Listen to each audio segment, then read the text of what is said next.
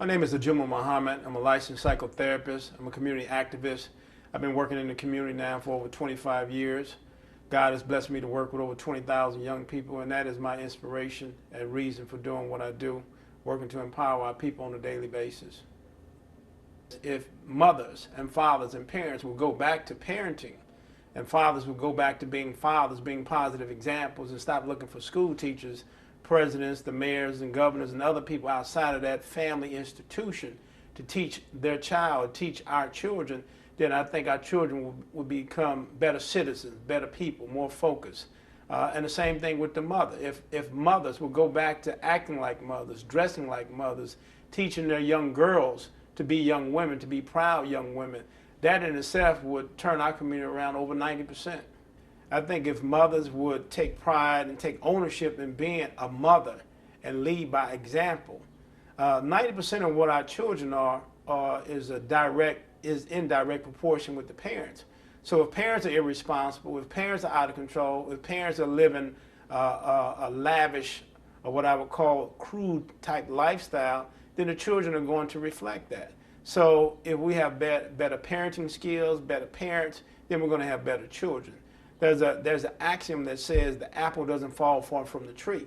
So if we want to teach our young boys to be men, that example should come from their father. And the same thing with our young girls. We want our young girls to act like women, to demonstrate womanhood, to demonstrate a sense of maturity. Then it should come from the mother.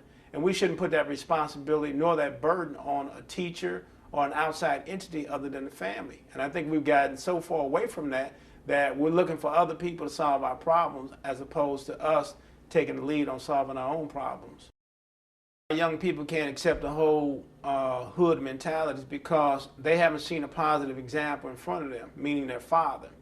You know, in my opinion, I think children oftentimes, or young people, are victims of circumstance, or what I call casualties of war.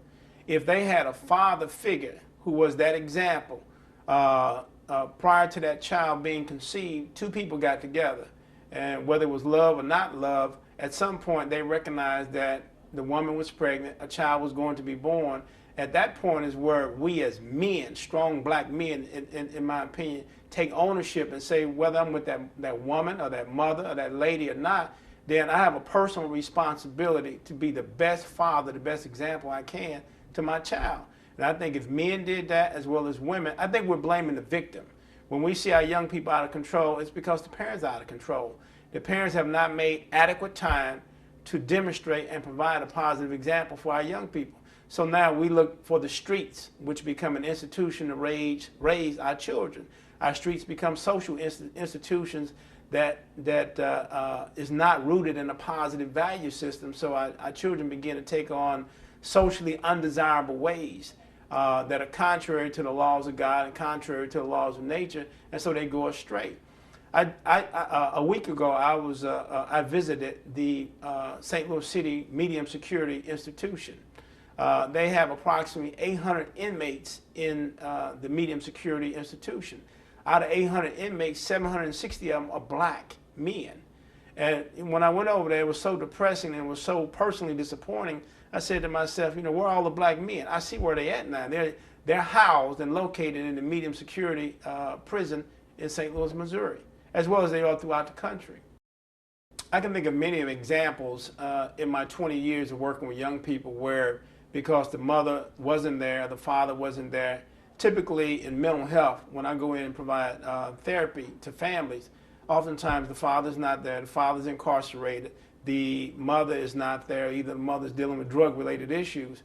And what that does, it creates a sense of disdain, what we call attachment separation, or you can even use the term post-traumatic stress disorder, how that lingering effect impacts the subconscious and psychological impact of that child, where somehow they feel inferior, they feel less than. The very two people who brought them into this world, the mother and father, who are supposed to be the axiom for that child, are not there. That bond is separated. So it creates a sense of personal rage, personal resentment, personal disappointment, oftentimes where the child doesn't know who he or she is. And so I